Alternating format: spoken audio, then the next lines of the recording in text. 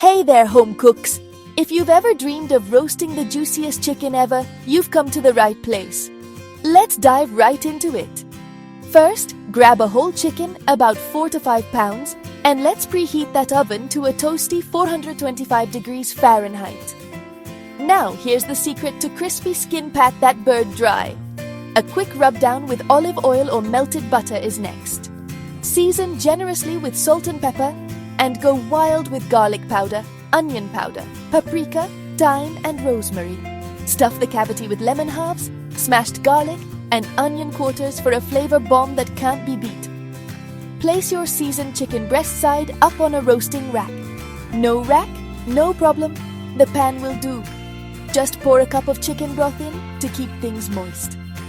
And hey, if you're feeling a bit adventurous, drizzle some honey over the top for a sweet caramelized finish. Now, let's roast.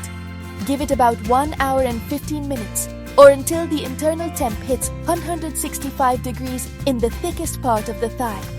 Remember to baste and tent with foil if needed. Once it's done, let it rest for about 10 to 15 minutes. Trust me, this helps lock in all those amazing juices. Carve it up and don't forget a sprinkle of fresh parsley and a squeeze of that roasted lemon. And there you have it, folks, a juicy, flavorful chicken that'll have everyone coming back for seconds. Happy cooking!